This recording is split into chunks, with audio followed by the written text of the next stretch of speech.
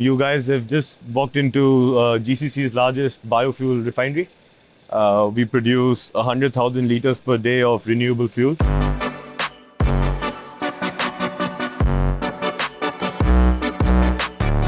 We don't want edible oil to go into biofuels. We want to convert waste. We run two units, one in Jebel Ali, the largest in GCC currently, and we have the largest in North India. But there's anywhere between 3,000 to 4,000 tons of used cooking oil generated per month. So X percentage of diesel in all of Europe has to be biodiesel. We can store up to 2,000 tons in total. How long it takes to build a plant like this? Collection is happening here. Now there's manufacturing, and then the government is thinking about local consumption. To our 1 liter of biodiesel has almost 83 to 84% less GHG emission. Investment of 20 million. Where did you start? Done in the UAE, in Dubai.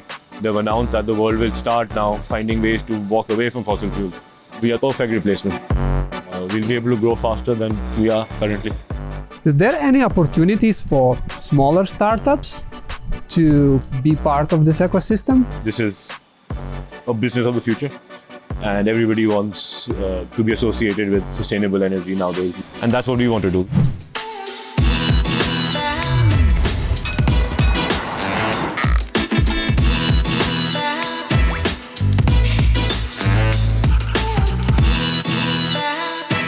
Any business that has something to show that they can reduce the load for environment will have a massive attention. And today, we are not exception. Welcome to one of the leading biofuel producers here in Jebel Ali in Dubai. This plant processes waste oil to the biodiesel, and it costs $20 million to build it. This video will give you a tour of the process, how biodiesel is made, and what is the business opportunities here in the region. Let's meet the CEO who runs this place.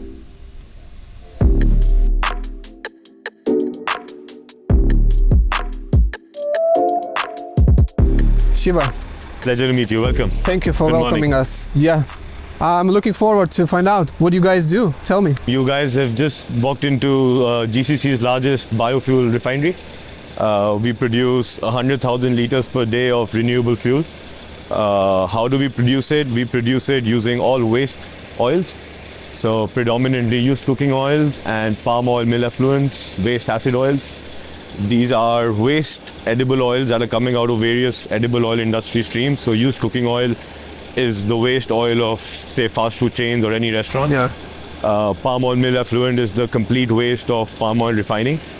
And waste acid oils is similar waste oils of the edible oil industry. With our patented technology, we use the fat that you find in these oils, and we mix that with multiple technologies, heat, steam, chemicals, methanol, to convert that into a clean burning fuel, a substitute to diesel, which is all around the world blended with fossil diesel to bring down the GHG emissions. So about the cooking oil and the palm oil you mentioned, so that's actually a waste. Palm oil is not what we use the waste of palm oil. Waste of palm So oil. it's very important to know that we are a waste refinery. Yeah. So we only use waste. We do not use any edible oils for biofuel because we don't want there to be a food versus fuel, and we don't want edible oil to go into biofuels. We want to convert waste. So we are a waste to energy plant. That's what we do. Okay, so you get raw material. We source raw material from the region, from GCC. We source raw material from North Africa. We source raw material from Southeast Asia. We source raw material in the past from India. So we have a very good supply chain of different kinds of feedstocks that feed our plant. So if you can see over here, we have our two massive raw material tanks. We can store up to 2,000 tons in total. So that means almost 20 to 24 days of raw material. Each 1,000 ton, yeah? Each is about 1,000 meter cube. From there, we feed oil into our refinery, which you can see over there. And basically with three different processes. There is pre-esterification, then there is trans-esterification, and after that there's distillation. So we use all of these three chemical processes along with different chemicals to convert this fat that you find in these oils into a clean fuel. Later on, once your tour is done, we'll take you to the laboratory and we'll show you the difference on how this burns. Our entire supply chain is ISCC audited, which means it is completely sustainable.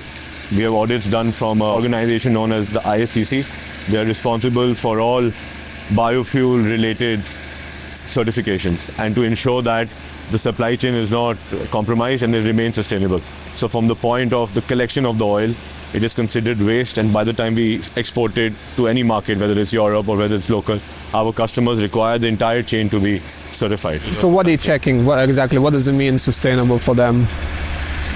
To make sure that used cooking oil is used cooking oil. Okay. Anything else can be classified. How do you know it's used cooking oil? So in order to control mislabeling and to control these wrongdoings, everything has to be audited and checked. So we have audits, we have physical audits once a year, where we have auditors from Europe coming to check everything we've done, and we have remote audits in 6 months. This is just for us to be able to sell in the European market, and then country-wise, depending, we have other audits. So it's a very strict supply chain. The entire supply chain needs to have certification, and that's what we do. So we get these waste products, we bring it to this refinery, we convert it to biodiesel, and then we export it to Europe, or we sell it in the local market to help people and customers with their GHG reduction targets, to help with sustainability. Now our main focus is trying to sell as much as we can locally. It's still slow, but it's picking up. And the aim is to help Dubai and the UAE reach their GHG targets, because Dubai as a city has very aggressive targets. Already set? Already set. They're announcing COP28. And the UAE as a country also has very aggressive targets. 1 liter of diesel as compared to our 1 liter of biodiesel has almost 83 to 84% less GHG emissions. Yeah. This is audited, this is confirmed. This includes the entire supply chain, feedstock, for example, coming from Indonesia, being all the energy we use in this plant to convert that into biodiesel and shipping that product to Europe. So the entire GHG emission of the entire supply chain, even then we have 84% reduction. Okay, yeah. 80 to 84% depending on the raw material. Exactly. Can you tell me more about the process? I don't understand. So you get the stock or raw material in these big containers. What's happening next? Once we get the raw material, so for example, you can see the container there. Yeah. That's some raw material that has come. All right. So as soon as that comes, that is discharged into this is our unloading area. So we unload all of our feedstock over here. From here we go into our main storage tank. And then depending on what kind of feedstock we are running in the process, we decide which tank to use. And then we go into our production plant. The first step is to pre-esterify, which means pre-treat the oil. Bring it to a certain quality, bring it to a better quality, and then take it towards biodiesel production. It's like filtering, you mean? Or what is it better? It's like filtering. There's something known as free fatty acids in the oil. So in order for us to convert that into biodiesel and take it to the next step, we have to bring it to a certain quality, a better quality, for which we have to use chemicals to break it. We use those certain chemicals to bring that FFA level down. After that, we take it to something known as trans-esterification. Trans-esterification is where we convert that using methanol and some other ingredients. We convert that oil into crude biodiesel. Now, when we produce crude biodiesel, you also have byproducts. So we also produce crude glycerine, which is also sold in the market. And after trans-esterification, that we separate the glycerine from the biodiesel. So you get two products. From the crude, we get two glycerine products. And biodiesel. And crude biodiesel. Crude biodiesel. Now that crude biodiesel still has a lot of impurities. So for us to meet the specifications, we still have to clean it. So that's when we distill it. So we separate the glycerine, we take it to our glycerine tanks, yeah, and we take the crude biodiesel into our distillation columns, which then distill it, and we bring the biodiesel to an acceptable specification for the European market or for the local market. Mm-hmm. All right, and you mentioned European market, so what percentage, I don't know, you exporting or what percentage stays? We are exporting almost 90% currently. Very little to the local market. There are no mandates in the UAE, so there is no mandate where biodiesel has to mix with diesel, whereas in Europe there is a mandate. So X percentage of diesel in all of Europe has to be biodiesel. So Europe is a great market, but our main target is sustainability, GHG emissions. So the closer we sell to the chimney, the better it is from a GHG perspective. Yeah, to stay here. Also economically. So focus is now trying to build the local market, and we're proud to say that we are the largest producers. We are producing in the heart of the UAE in Jebel Ali. We are willing to work with the government. It's a great thing about the UAE government that when they set targets, they implement them. And we have a lot of tailwinds for the business towards the local market. So we are hoping that the government continues this momentum and we start seeing more and more demand from the local market. Is it going to be challenging to fulfill demand? Still export to the Europe and then local market will pick up? So we are actually under process. Unfortunately, today the plant is not operational because we are expanding capacity here by almost 25%, and that should be ready in the next 1 month. It means you're building something or improving processes? What do you mean expanding? We are adding some more capacity. Yeah, okay. We are adding some more capacity. So with that, we will be able to hopefully service more and more markets. All right. So you mentioned about regulation in Europe. What is the percentage? It's about 7%, but every state has different, and that 7% is broken up into various different kinds of feedstocks. It's very complicated, but yes, it's about 7 to 8% and increasing. And then there is also mandates for the marine. This is only the transport sector. Then there's mandates for the marine. There are new technologies coming. There's mandates coming for aviation fuel. We don't produce that here, but that is something also that we are now thinking about. But so it sounds like mandates is really good for you, for the business or the industry itself. Mandate is great for the industry, of course, because that creates a sustainable market. But obviously the mandate is in Europe. We are based in the UAE, so we would like local mandates here as well. Yeah, so whenever local mandates will pick up, you're already here established. Yes. And you can start serving. We are here, there's infrastructure ready. The most beautiful thing about biodiesel is that you don't need a lot of infrastructure changes. You just need to have the depots, the main oil marketing companies, they just need to have blending. So they buy biodiesel from us, they mix it in diesel, and then it can be sold in the normal retail chain. So it's something that it's not complicated at all. So it's something that can be implemented very fast. We are also the largest producer of biodiesel in North India. So we have the exact same plant in a state called Haryana in North India, which has been operational for longer than this, about 2 years before this. And that plant is selling all of its production to the Indian oil companies, who are then blending it and selling it in the distribution chain of their own distribution chain. Okay, so you're running basically two. We run 2 units, one in Jebel Ali, which is the largest in GCC currently, and we have the largest in North India. Interesting. Can you give me a timeline or something, for example, from the moment that raw material arrives till, I don't know, you are ready with biodiesel or you are exporting, ready to export? What's the time process? So it depends what our stock levels are. If we are full, then we have 20 days stock. In case stock levels are less, the process itself takes about 2 days from the material going in to coming out. Not even 2 days, I would say about 24 to 36 hours, so depending on the quality of feedstock, depending on multiple parameters. Yeah. But on average, you can say product in to product out, 24 to 36 hours. So is the challenge like logistically to manage the existing? It's not easy because our supply chain is coming from somewhere. We're still a new company. We are not a very old company. We have only been in production for 2 years. And those 2 years have been just after COVID, high interest rates, bad situation in Europe, war. So we've had to maneuver through some very challenging times.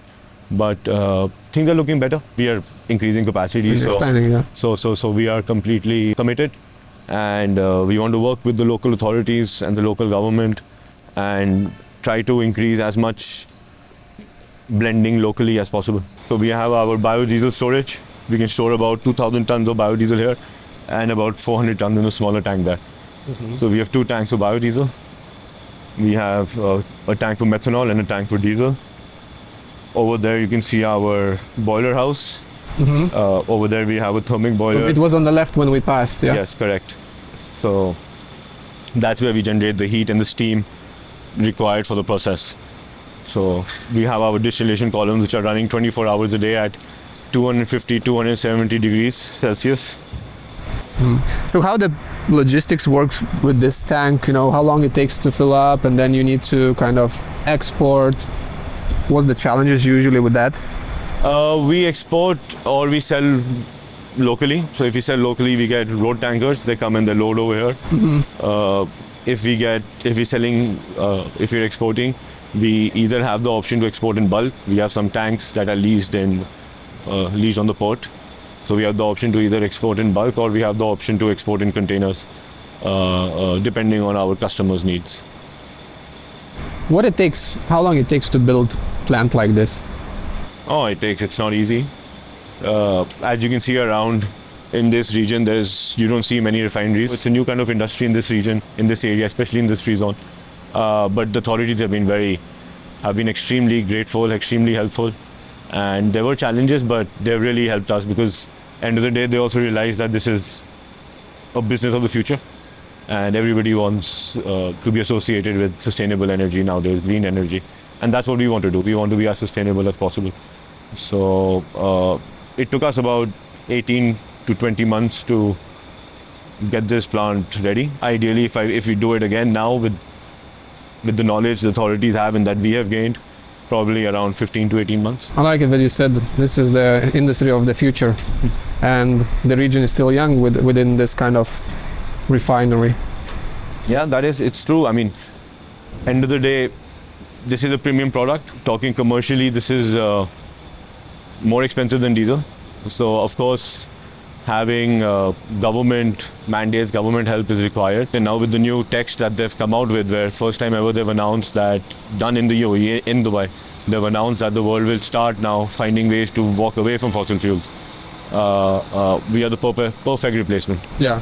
And this has been announced in the UAE by the UAE leaders. So we believe that we will get that support very soon, and we'll be able to grow faster than we are currently. That should be now easy conversation with investors. That's a completely different discussion, but that's something that is going on as well, yes. I'm going to take you to the laboratory now. Okay. Show you, we have to keep, it's a very sensitive product, so there's a lot of changes in quality. So we have to always be on top of it to ensure that quality is sustained. You mean keep testing it? Or? Keep testing it. So every 1 hour, 2 hours, we test batches that are under production in our own lab here. Yeah. Hey guys. Hi, we have Azam and we have Pratap. These are different kinds of feedstock we use. So this is a sample of used cooking oil, sample of palm oil mill effluent. So how many kinds in total you processing? We use about mainly 2 kinds, but these are all the kinds that we can use. Mm-hmm. And this is the biodiesel that we produce from these. That's our end product, that's our feedstock. This is what is then mixed with diesel. So it's already mixed? No, this is 100% biodiesel. So what they call B100? It's called B100. Yeah. This is called B100, and then in Europe, for example, if you see, I don't know if you've noticed, on the retail stations, you'll see a B5 or a B7 or a B10. This is what you'll see on the retail stations in Europe. What you mean in petrol station? In petrol stations, when you're getting diesel. So a B5 or a B7 means it's a 7% blend. Got it. So there's 7% biodiesel in that diesel. So this is how slowly they're increasing biodiesel and diesel to bring down the GHG emissions. So it's not something that can happen overnight, but it's happening gradually. Well, it will be one day B15 or something. Hopefully. Yeah. Hopefully. That's the aim. What we're going to show you now is we're going to show you an experiment. Pratap, who's in charge of our lab, is going to do it. We're going to burn a piece of cotton which is dipped in biodiesel and burn a piece of cotton that is dipped in fossil diesel. Okay. So then you can see the difference in the flames and the fire. So by doing that, what we're trying to understand or see? You'll understand that. You want to explain? Yeah, it's about the carbon dioxide emission. As you are burning the biodiesel, will have a less carbon dioxide emission as compared to the fossil fuel. So as per our calculation, it is 86% less carbon dioxide emission. Okay. So you will see And we can see visually. yeah, visually you will see the smoke of the fossil fuel and the smoke of the carbon dioxide. Got it. It's a plant biodiesel.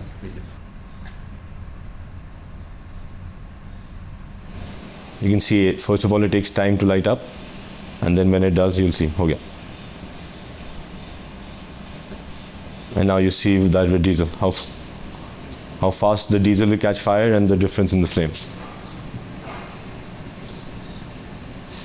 And you can see the black color of smoke coming from the diesel. Yeah, it is. It's all carbon dioxide. This much carbon dioxide. You know, if we are burning. You can burn this at home. Yeah. So what is actually diesel from the industry that we use Yes. with that much of smoke? Awesome. Which is causing the climate change. I mean, that should this example should be shown in the schools and universities. Yes. Nowadays they are showing that.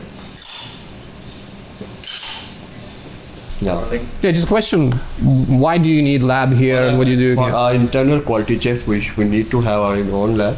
So every 1 hour we are checking a sample from our reactions for the final product and the feedstock also. On the basis of that, we are adding chemicals to produce the biodiesel. This is the whole idea we should have in-house lab so that we can meet international standards, so we can comply with the EN 14214 standards for the European standard. That's why we need to have our own lab. So basically adjusting on the To spot. adjusting the all kind of chemical consumption, to check the quality and the quantity also, to check the yield also. That's why we should have our own Yeah. lab. Is there any regulation that you must to have this lab? There are no regulation at all, but without the lab we cannot run the plant. It's Exactly. a mandatory for plant because plant blindly we cannot run plant. How we don't know the reaction is completed or not. That's why we need our own lab. To understand what's happening. Yes. Oh, thank you. Thank you.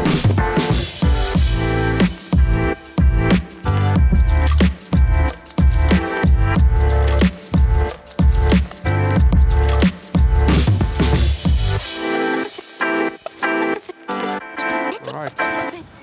So, how did you end up in this industry? How did you start it? Good question. I moved to Dubai straight from college. Our family business has been in the UAE since the late 1990s, and the idea was to be part of the family business.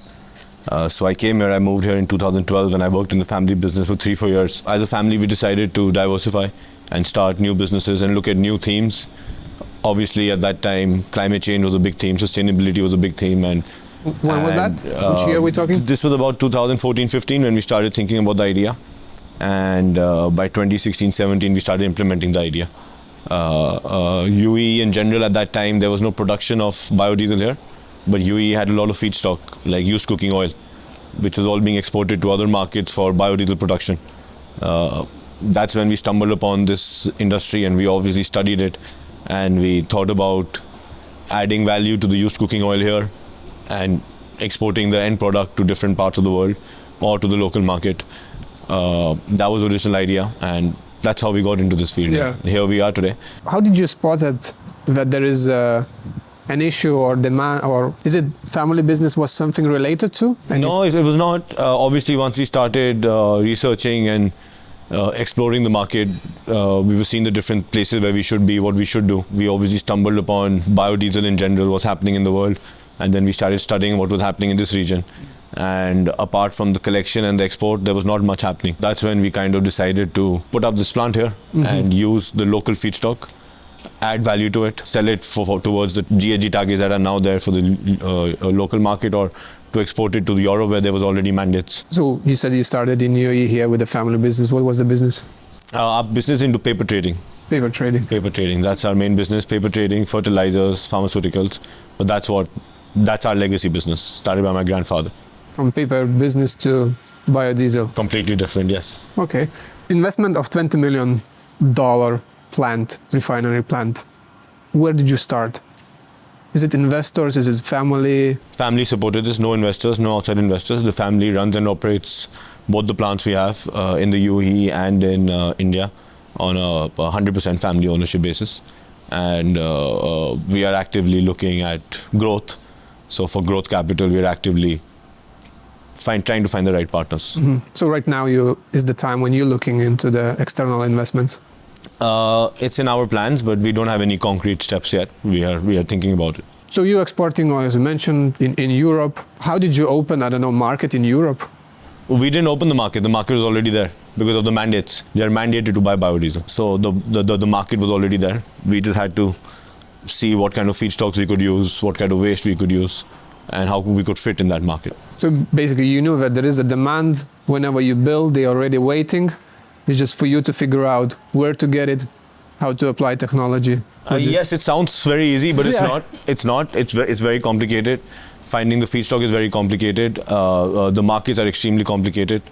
There's a lot of costs involved in obviously producing biodiesel also, and in exporting biodiesel. So it is quite challenging. It sounds too good to be true, but we are working on many different solutions currently. Okay. And for example, you launched the plant, you started everything.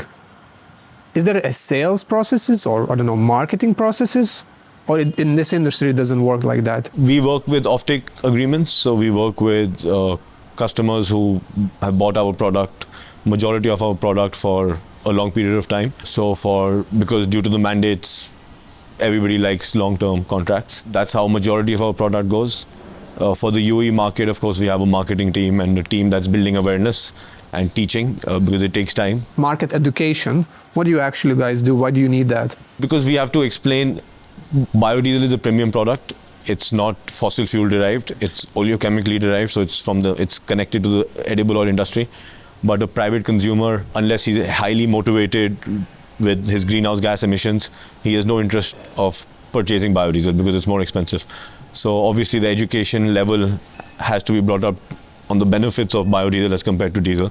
Yeah. For example, what we saw in the laboratory, and you saw the flames. So this is kind of education like I've done to you guys. That kind of education has to be given to even the private players and the private markets who have to then understand the benefits, not only commercially, but environmentally. So what kind of methods? Like, I really like that. For example, are you bringing this? Of course, laboratories, meetings, face-to-face, trials to test our product. So there are multiple ways. All right. So I'm still trying to learn from you marketing education. What was the best case that it worked for the customer very well and they're like, got it, yeah, I think we need it? Big companies, big MNCs have their own GHG reduction targets, so they have to use some sort of a greener fuel. You mean here locally?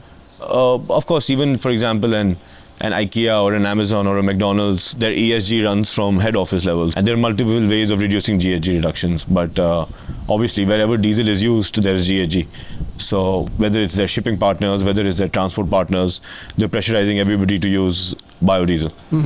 And then it all comes down to commercial discussions. Is there any, partners to mention here in UAE? You know, InogLink has that home delivery service like the Carrefour.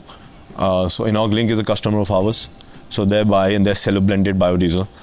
So that way we have multiple partners who we are working on who are trying to move our product in the local markets. So as a customer, I can order from InogLink mix of biodiesel? Yes, you can. Okay.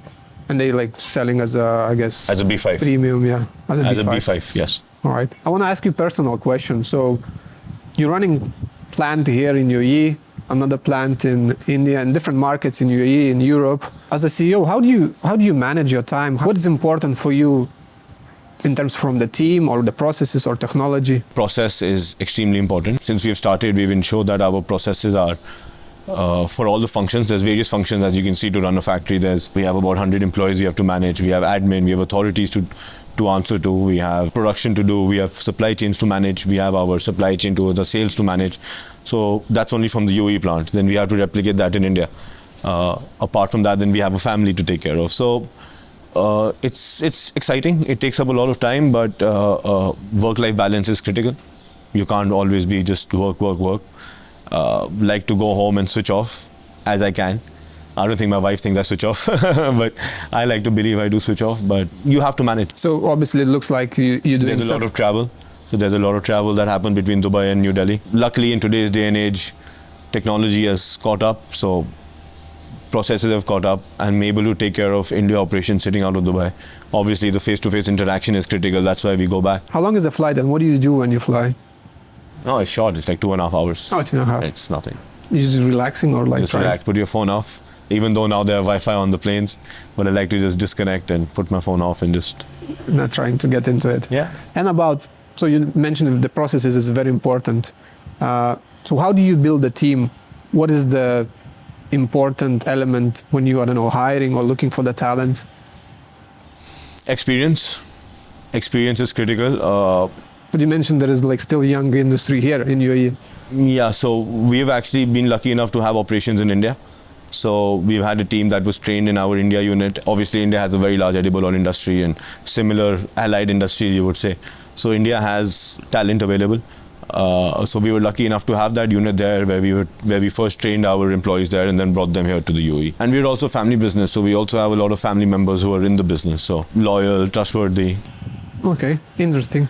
Is it easier or harder to run a business with a family? It has its pros and cons. What's the cons, let's say? Your relationship, end of the day, your family.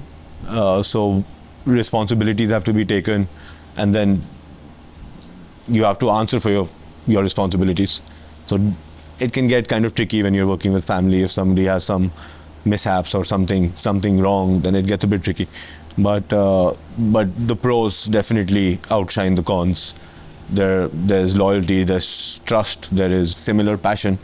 So the pros are definitely much stronger than the cons. We need to learn how to separate work and then outside family relationship. Yeah.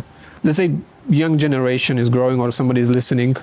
What kind of roles or what kind of qualification is required to step in this industry, in the energy industry? My education is not engineering. I study global business management. I think the most important thing is knowledge. Knowledge of what you're getting into, passion, because there will be lots of ups and downs as an entrepreneur. You can plan as much as you want to, but there will always be some disruptions.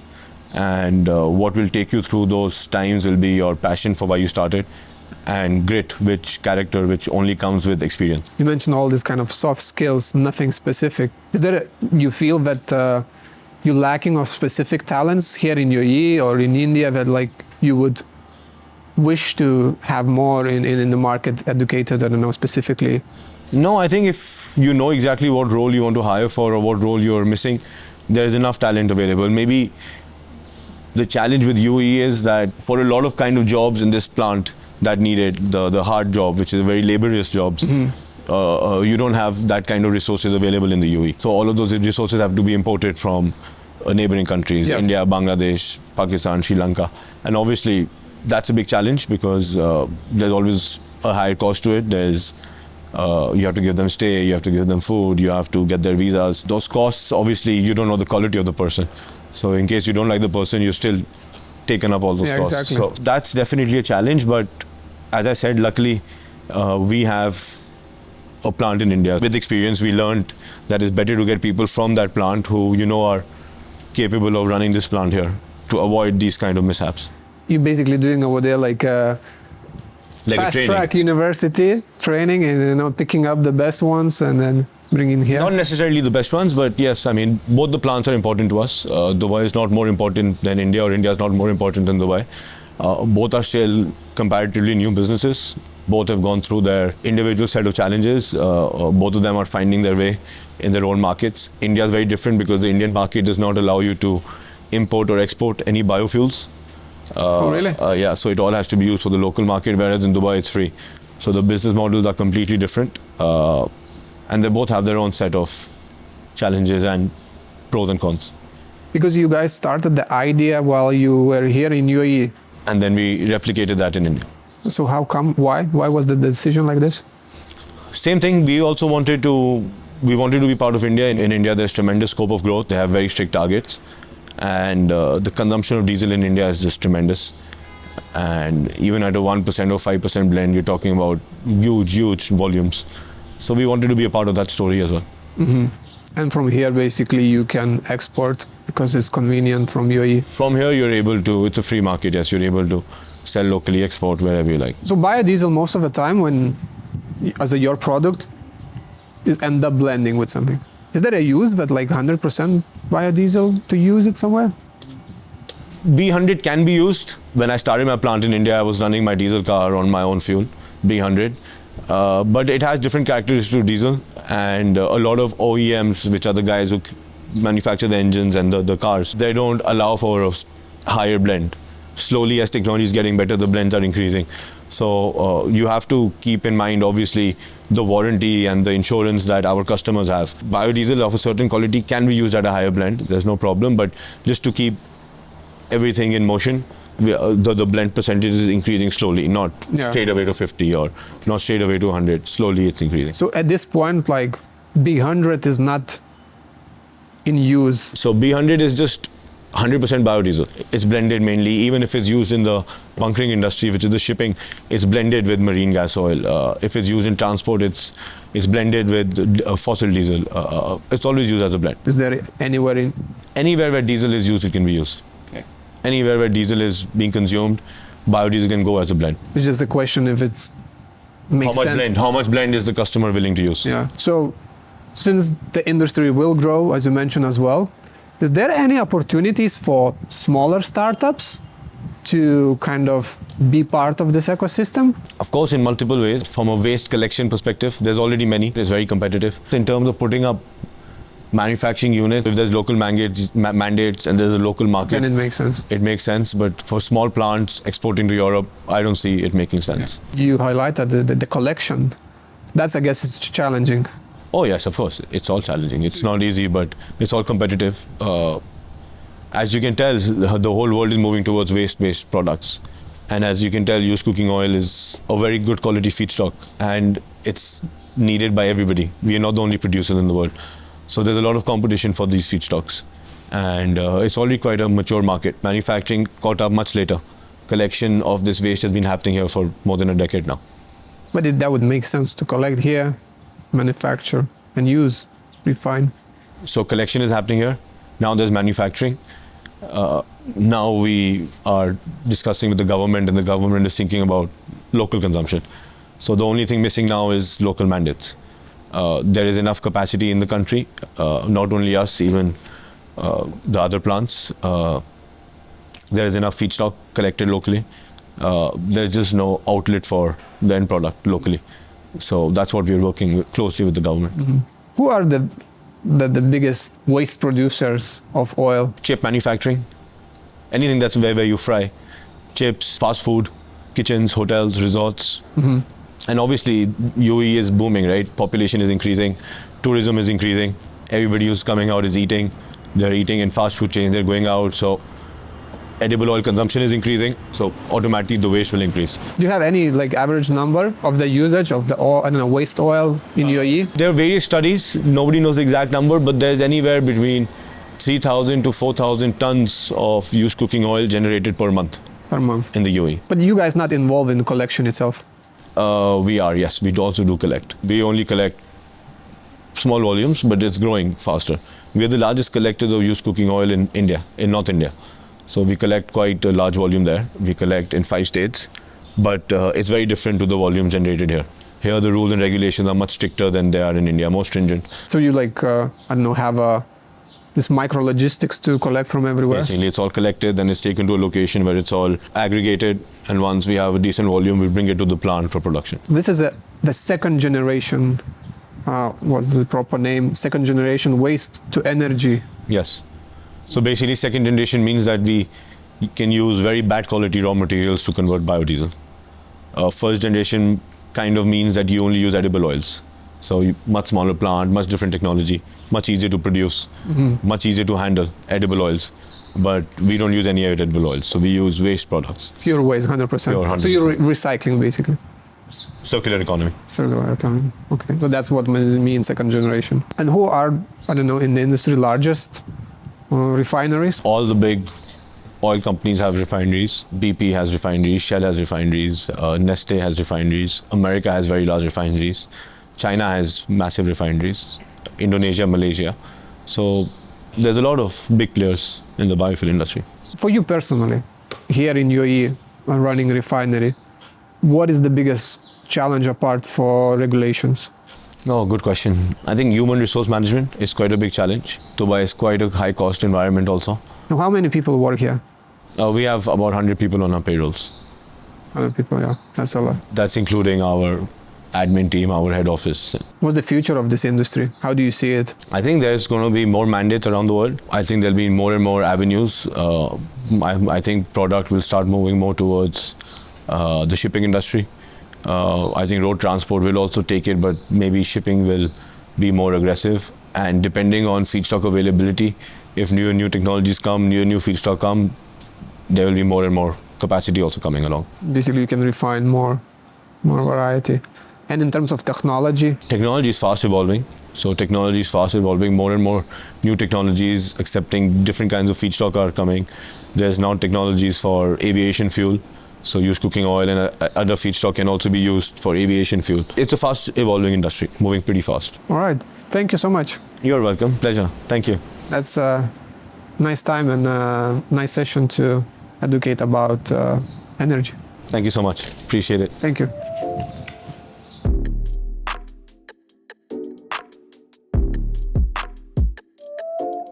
As of now, more and more there are talks about moving out from fossil fuel and the companies like BioD is tackling this by refining biodiesel.